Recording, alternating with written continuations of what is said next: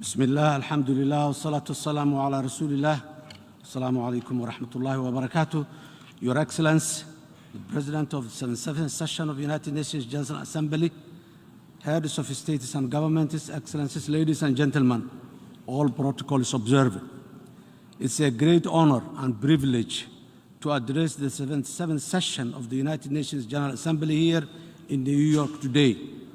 At this particular challenging time in human history, I welcome the important theme of this session, which direct us all to find a transformative joint solution to the various interlocking challenges we face today. There is absolutely no doubt that today we as a community of nations collectively face the most challenging socio-economic and environmental situation we have experienced in the modern history. In fact, I can say with sadness that the situation is dire and potentially existential. Therefore, without transformative and urgent implementable solutions to these interlocking challenges of our times, the small window of opportunity we have to act together will pass to the detriment of all our citizens and the world. Our actions today will surely determine our fate and that of the generations to come. The burden of all our shoulders is heavy, and failure is not an option. Excellencies, ladies and gentlemen, most of the world is still recovering from the devastating health and socio-economic impact of the global COVID-19 pandemic. This pandemic was unprecedented in its impact on the daily lives of all citizens across the world, in that it changed the way we live forever and clearly presented how unprepared the world is for such shocks and disruptions. In addition, the COVID-19 pandemic painfully illustrated how far apart the world is in the development and the ability to respond to such huge crises through the top-down distribution of the vaccines, with richer nations being able to invest in the distribution life-saving vaccines more rapidly for their citizens, while the developing countries like Somalia waited for whatever was available and they could afford were gifted by the international partners. While this vaccine inequally is symbolic of the existing developmental divide between the developed and the developing world, we as a community of nations understood that we must and can stand together to overcome even the greatest challenge if we have a strong global system of cooperation, collaboration, and action.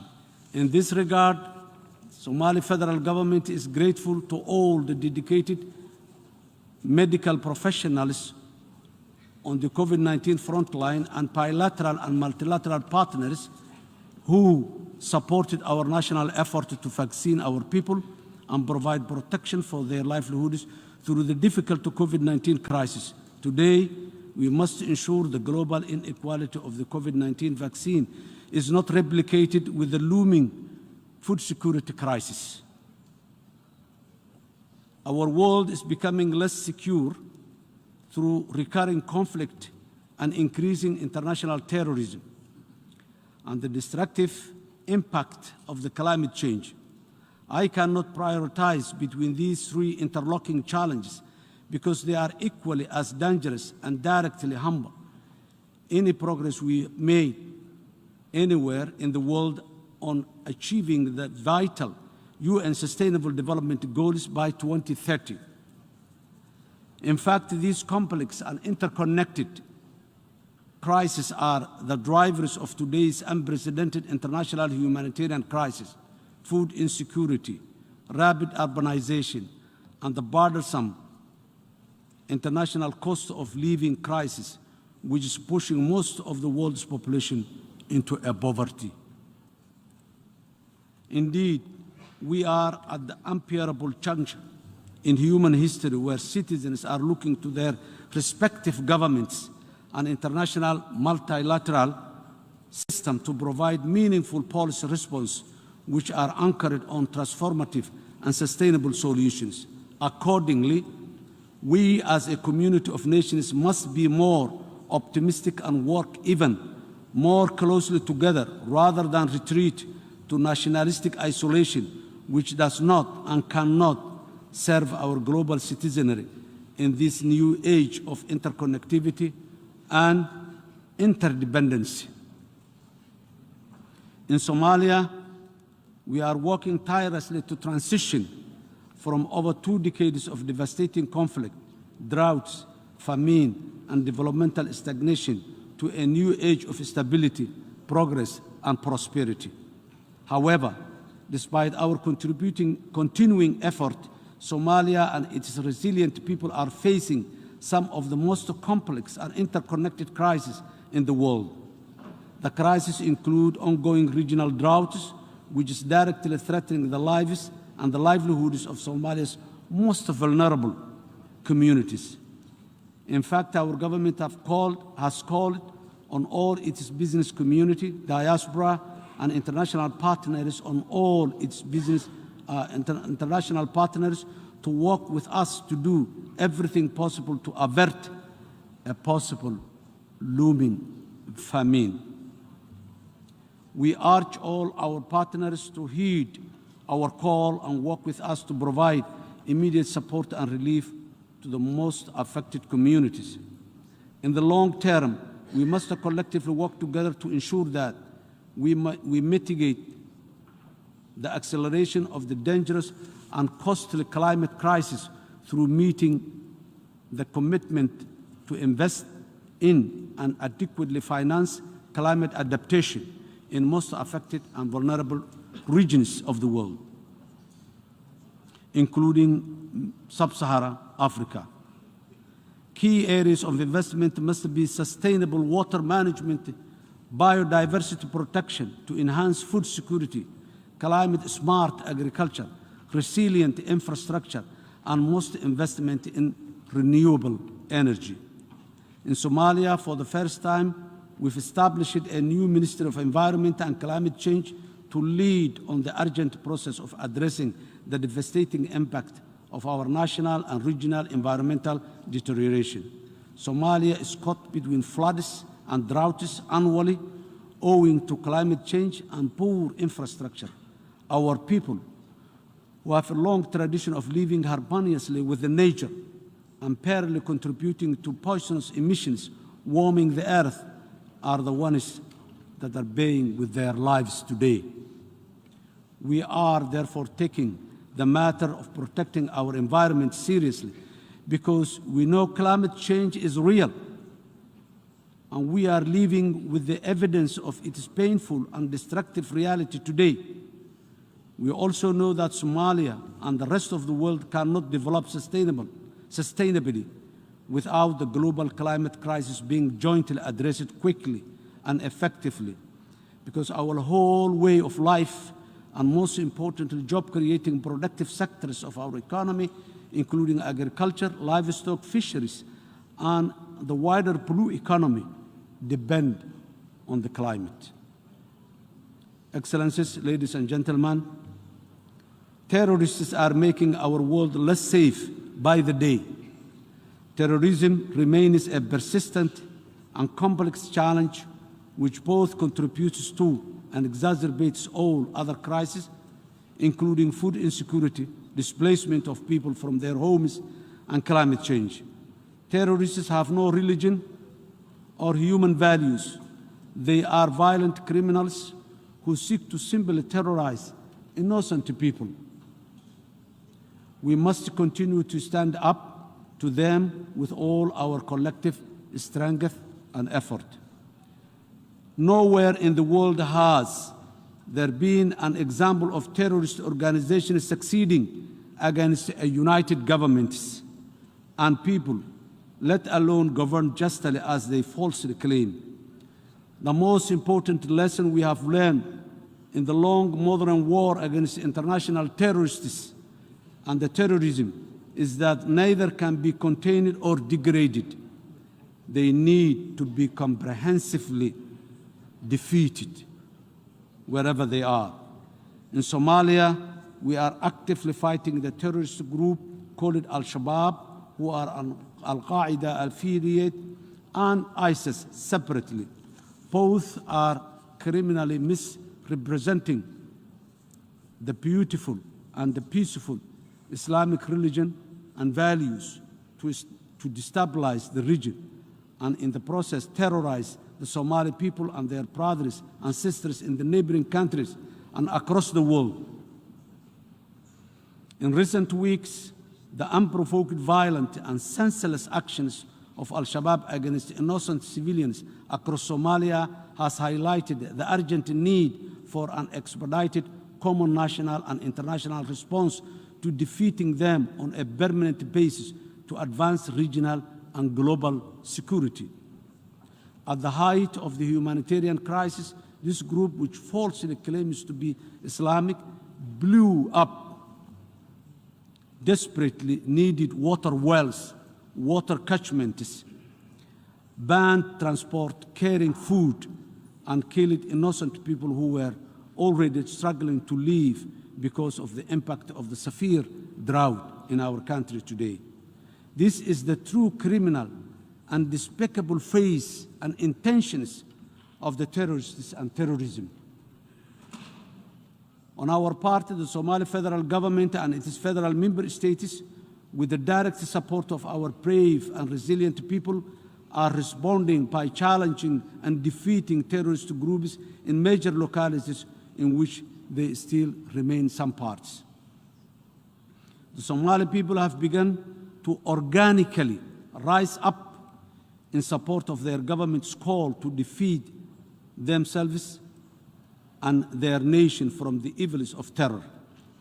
As recently as this past month, more towns and villages were recovered from our offensive military operations with the support of the local communities. We are now confident that some enhanced public support, our government will eliminate terrorism from Somalia. Because the Somali people have finally realized that Al-Shabaab's repressive actions will not end until we all take action to achieve this. In a nutshell, the Somali people now believe Al-Shabaab can and only be defeated, and this is our real source of energy and inspiration as a government in the fight against international terrorism. As the policy level, the Somali government will continue to work with all its partners, including the African Union Transition Mission in Somalia, in the fight against global terrorism. We are fully committed to doing the heavy lifting to secure our future. However, to deliver the killer blow to the violence and the insecurity, we must think past the notions of containing and degrading Al-Shabaab or any other terrorist organization anywhere in the world. We know these policies are no longer as effective as they were once thought to be at this advanced stage in the fight against the ever-evolving global terrorism threat.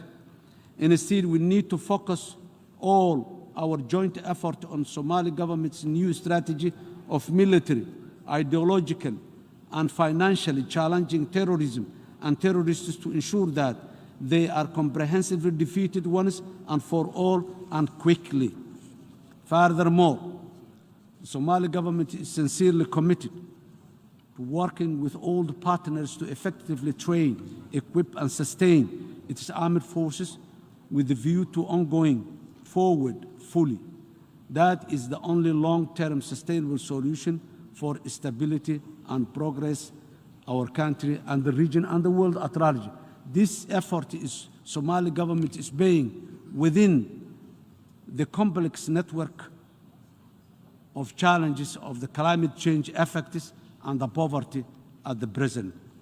Ladies and gentlemen, without predictable and committed national and international financing, it's not possible to realize the transformative solution to financing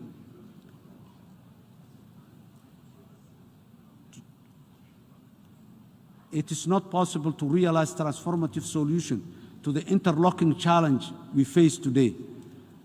In Somalia, we are working to enhance our economic capacity through a rigorous economic and financial reform program.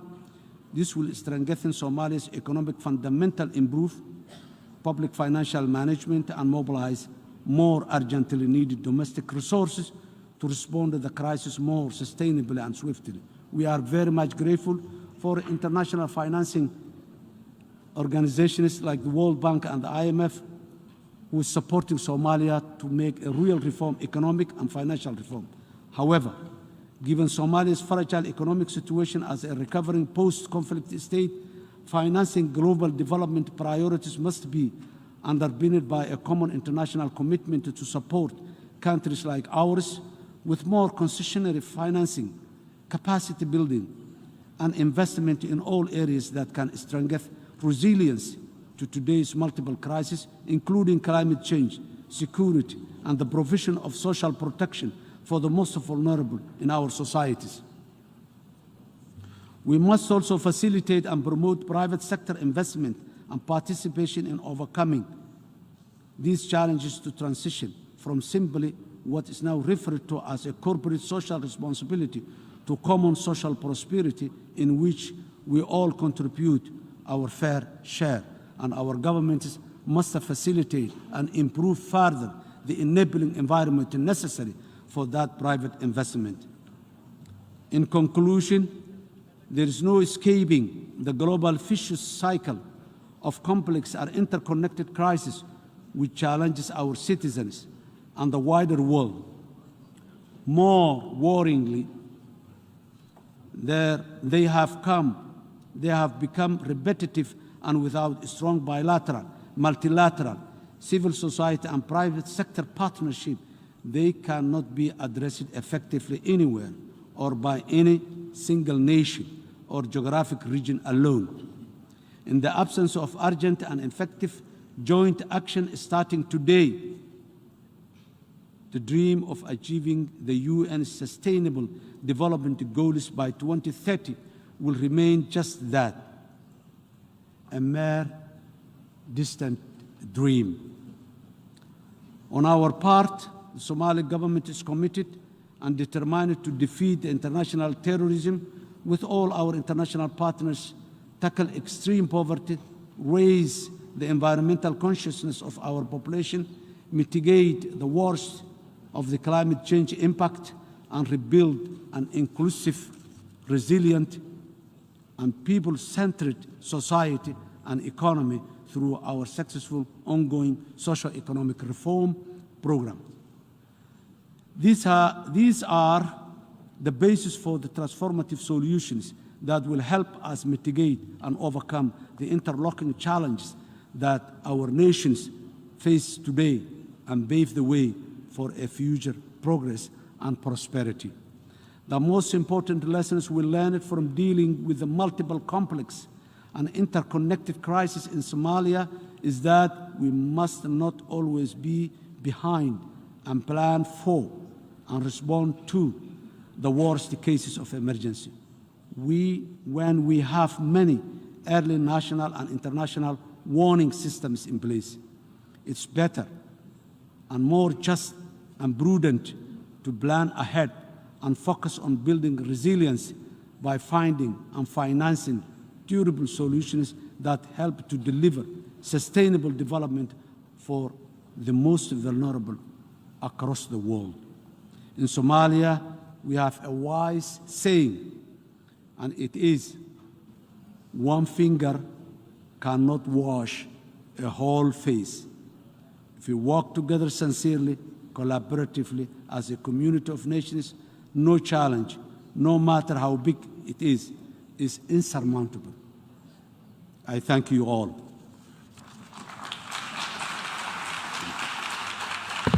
On behalf of the Assembly, I wish to thank the President of the Federal Republic of Somalia for the statement just made, and I request protocol to escort His Excellency. The Assembly will hear an address by His Excellency Evariste Ndayishimiye, President of the Republic of Burundi. I request protocol to escort His Excellency.